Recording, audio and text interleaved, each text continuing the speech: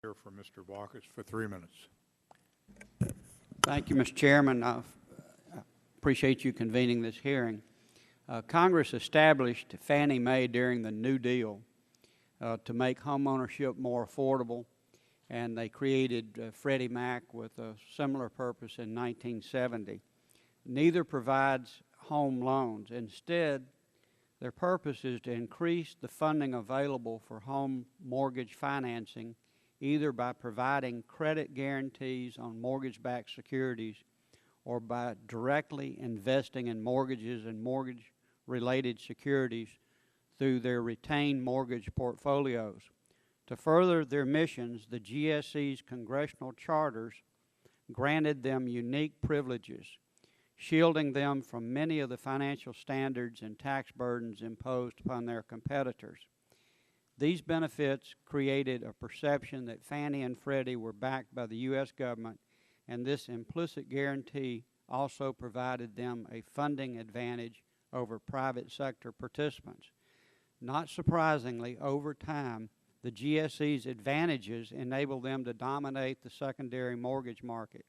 Today, they have more than $5 trillion in obligations outstanding, an amount that is nearly 40% of the size of the entire U.S. economy. The systemic risk posed by the size of these entities was only magnified by investor perceptions that GSE securities were backed by the full faith and credit of the U.S. government. In September, those perceptions became reality. On September the 7th, 2008, shortly after Congress passed the GSE regulatory reform legislation, the federal government placed Fannie and Freddie into conservatorship. The rescue was one of the most extraordinary federal interventions into the private sector and is on track to become one of the most expensive, if not the most expensive. As part of the GSE's conservatorship agreement, Treasury committed up to $200 billion to purchase preferred stock from each company through December 31, 2009. In exchange, Fannie and Freddie provided the Treasury with $1 billion in senior preferred stock and warrants to acquire 80% of each GSEs. In addition to Treasury purchases of preferred stock, both the Treasury and Fed are also scheduled to purchase trillions of dollars worth of GSE debt and mortgage-backed securities. As of May the 29th, Treasury has purchased $167 billion of GSE MBSs using authority granted under the HURA Act of 2008. The CBO estimates in March that the GSE's titles of HERC will cost $384 billion. The Fed currently holds $81 billion of GSE debt and $507 billion of agency MBS.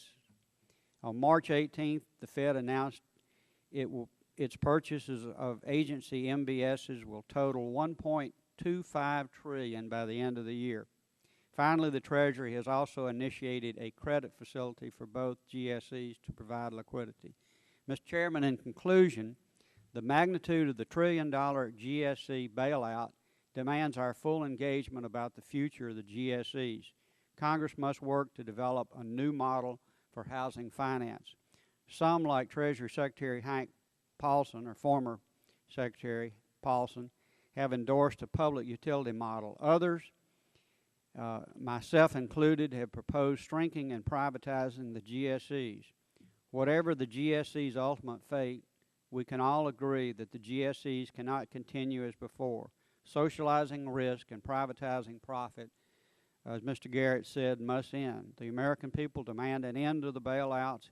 Any discussion of the long-term future of the GSEs must include a bailout exit strategy. I'd like to thank our witnesses for appearing today and look forward to the hearing and their ideas for a transition period for the GSEs. I yield back the balance of my time.